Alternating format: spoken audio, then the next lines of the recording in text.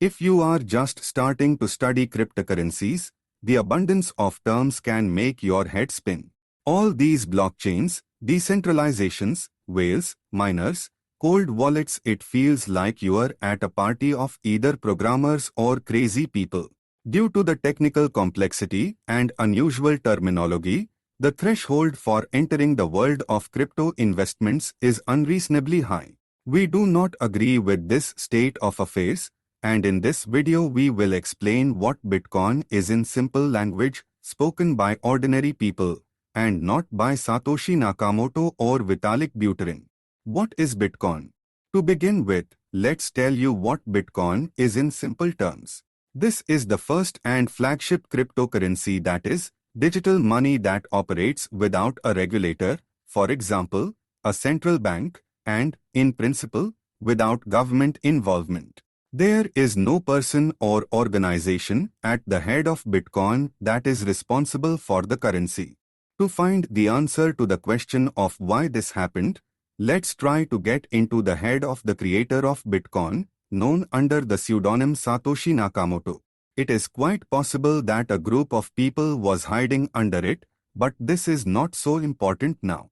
In 2008, when the economic crisis broke out, an article was published under the name Nakamoto, which rather resembles a manifesto. The document describes a future world in which each person can transfer money to another via the internet. No banks, no PayPal or other payment systems. Digital money is simply debited from one person and transferred to another without intermediaries. Nakamoto's article states that Bitcoin will compare favorably with the traditional low commission system when making payments. Banks are not cheap, and their managers spend a lot of money on security and office maintenance. And often these expenses are paid by bank customers. When Satoshi created Bitcoin, he saw a future without a third party offering mediation in exchange for a portion of the money. In fact, this is exactly the answer to the question of what BTC is. Bitcoin is, in simple terms, an alternative to the imperfect financial system, which was experiencing the effects of the economic crisis during the advent of the digital asset. We've dealt with the ideological part of Bitcoin. Now let's talk about the technical part. To create the first cryptocurrency, the creators had to write about 30,000 lines of code. Bitcoin is based on another unique development, the blockchain. Roughly speaking, this is an open database that contains information about all Bitcoin transactions between different users. Several money transfer records are combined into a block and attached to others, hence the name blockchain, which can be translated as blockchain. It originates from the very first transaction conducted on the network. New blocks are added to the blockchain after solving a complex cryptographic problem, which requires huge computing power. The first machine that presents the correct solution receives a reward in the form of bitcoins. This process is called mining. How many bitcoins are there in the world right now?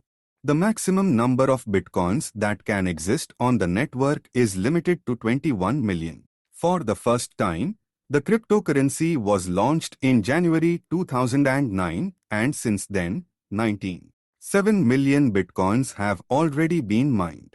Thus, just over 1 million bitcoins remained available for mining.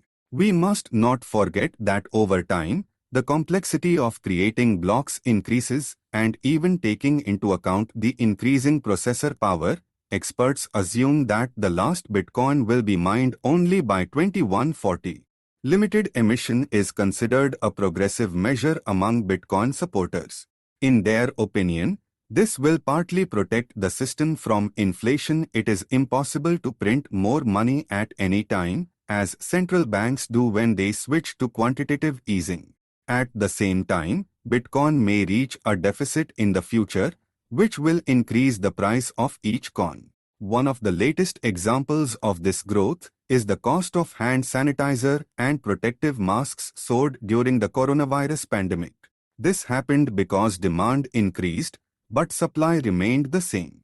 Let's return to the 19 7 million bitcoins that have already been released into circulation. Despite the fact that all of them are mined and technically online, not all of them are accessible and active.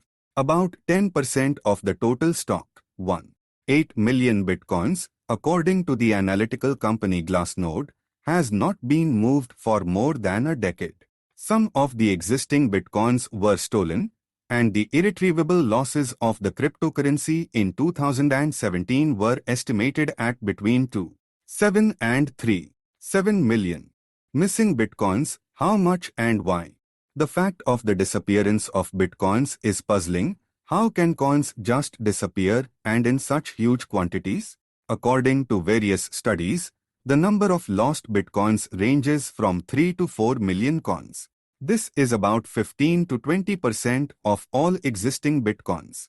A significant part of these losses occurred in the early years of the cryptocurrency's existence, when people did not attach much importance to it and did not care about the secure storage of keys. The number of missing bitcoins usually includes approximately 1 million bitcoins, presumably belonging to the creator of Bitcoin Satoshi Nakamoto, which have never been moved since its creation, bitcoins lost in the early years due to lost hard drives, forgotten passwords, and lost keys, coins sent by mistake to invalid addresses, bitcoins stolen as a result of hacking and fraud, access to which has been lost. Such losses make the remaining bitcoins in circulation even more rare and valuable, as the actual number of coins available is less than the nominal number. In fact, it's quite simple to lose a cryptocurrency. You can access it using a special key. Accordingly, each lost or forgotten key replenishes the stock of missing coins. The situation is complicated by the fact that a lost key cannot be recovered in the Bitcoin system, and therefore the loss is often irreversible. People lose bitcoins in different ways. Let's look at the main causes of losses and methods to prevent them. The first is the loss of access to the wallet. Many lose access to their bitcoins due to the loss of private keys or seed phrases. For example, there is a well-known case of British programmer James Holes, who accidentally threw away a hard drive with the keys of 7,500 bitcoins in 2013. To avoid this, it is necessary to store backup copies of keys in several secure locations, for example, in a safe deposit box or a safe deposit box. The second is fraud. People often become victims of phishing when criminals create fake exchange or wallet websites. For protection, it is important to check URLs, use two-factor authentication, and avoid clicking on suspicious links. The third is errors during sending. Incorrectly specified recipient's address leads to the irretrievable loss of funds. Before sending, you should always check the address several times and start with small test transactions. The fourth is hacking exchanges. The history of cryptocurrencies knows many cases of hacking centralized exchanges. The most famous is the collapse of Gox in 2014. For security, it is recommended to store significant amounts in hardware wallets and keep only actively traded funds on exchanges. Bitcoin price history over the years. How did it become so expensive? The Bitcoin price chart over the past 10 years resembles a roller coaster ride with sharp rises, the same recessions and periods of fluctuations. We overcame the first peak in 2017, when the value of the cryptocurrency broke the $18,200 mark, followed by a decline. And since the fall of 2020, the chart has been rushing up again, until it reached the $64,300 mark in April. After that, we also had a recession. Now it is hovering around $95,000. Thus, the Bitcoin exchange rate has experienced ups and downs many times. After all the price records, it's hard to believe that in May 2010, an entire Bitcoin, which now costs tens of thousands of dollars, could be bought for a fraction of a cent. It was then that the first purchase for Bitcoins was made. Programmer Laszlo Henitz, who participated in the creation of the cryptocurrency code, bought two pizzas for 10,000 BTC. At that exchange rate, they cost about $40. Naturally, he did not purchase the pizza directly from the restaurant, but simply transferred the bitcoins to another person who ordered the pizza. Right now, the amount that a programmer would spend on pizza would be more than $450 million.